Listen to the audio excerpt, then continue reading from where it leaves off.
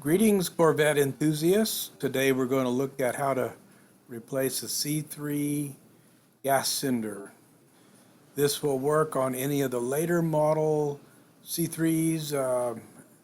Not sure exactly what year, 80 through 82 at least, and maybe prior to that. Any of them that have the sensor on the top. Of course, you start by opening up your gas cap and get ready to go to work. You'll be dealing with gasoline, one of the most flammable liquids known to man, so you need to be very careful. You'll need to set up outside, out of your garage, out of anything that you don't want to get burned down just in case something happens. Of course, do not use power tools. Don't do any smoking or have any open flames nearby. This is gasoline you'll be dealing with, and you will be taking the cover off your gas tank, and there'll be that whole tank of exposed gasoline sitting right there. So here's the setup I used outdoors with a fan behind me to blow the fumes away. Have a fire extinguisher handy just in case. Okay, here's the tools you're going to need. 7/16 socket, I used a 1/4 inch. Extension is handy, and a standard size socket is also, you'll need it for those top 3 bolts. You can use the extension on the rest of the bolts. 7/16 open end, you might need it to get those top 3 bolts that are hard to get to out. Long skinny screwdriver, some needle nose pliers, probably some regular pliers, and a brush, some kind of plastic brush to get the dirt and crud out of there once you get in there. And don't use any power tools because you don't want to make any arcs and sparks. Now, I forgot to mention the Phillips head screwdriver. You'll need that to get the 4 screws out that hold the gas cover on. Real simple, just 4 screws, pop them out. Here's what it looks like with that gas cover off. Next, you have to remove this rubber cover, so take the gas cap off and just reach in there with your fingers or a straight blade screwdriver and pull that out. Here's what it looks like coming out. You'll note that it has a little drain hose hooked up. Here it is coming out. You can see the drain hose real good. It's not connected to anything on the bottom. Just pull it clear out. Next, disconnect the 2 wires off of the old gauge. There's a ground and a hot. I suggest you test your new cylinder next. You hook up the hot wire and the ground wire to it, turn on the ignition, and watch the gauge on the dash. Should be able to move it up and down and all around and everywhere in between. Now it's time to get rid of those nasty hose clamps. Grab them with your needle nose or maybe your regular pliers. Squeeze them really hard and push them up the hose out of your way. Note that the main fuel line has this extra metal shield on it. You'll need to get a flat blade screwdriver and just pop it off, push it out of your way. Now, I found that on the bigger clamps, regular pair of pliers seem to work better than needle nose. At first I moved all the clamps off the hoses like this onto the metal part, but that didn't seem to work very good because they get in your way when you're trying to push the hoses off. So I wound up pushing the clamps as far down the hose as I could to get them out of the way. Next, you've got to get those 8 7/16 inch bolts out of there.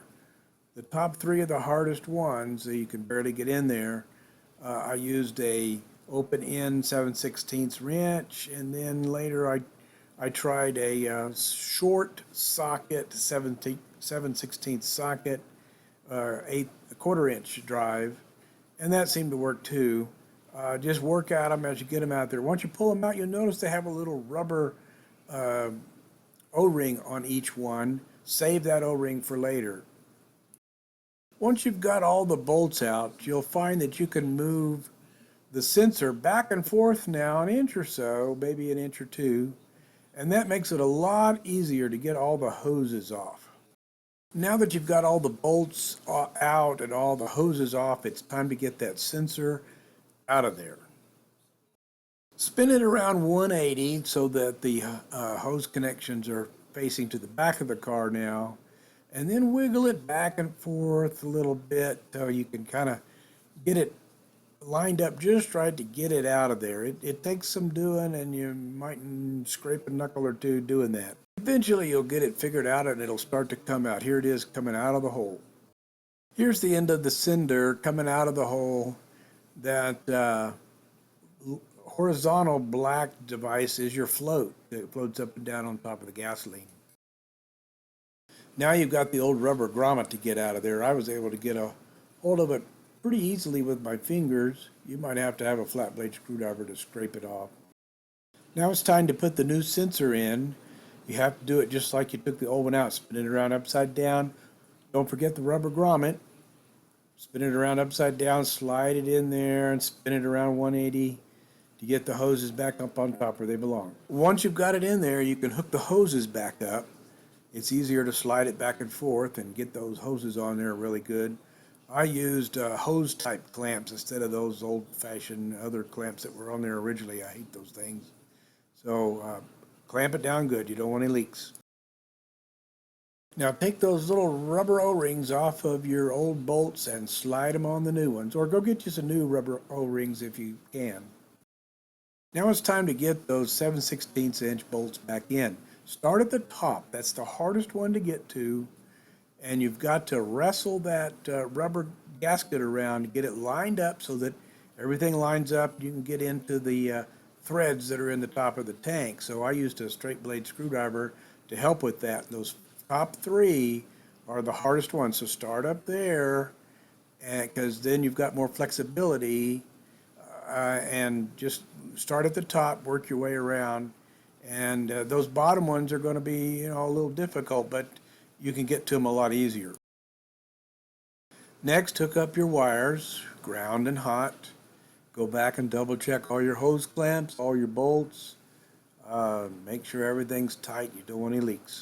Okay, you're almost done. You've got to put the rubber cover and the lid back on, but before you do that, go start it up and check your gas gauge on the dash and go back there and check for leaks. Make sure your fuel line is not leaking and none of the other lines are leaking. Just let it run for a little bit and make sure everything's good.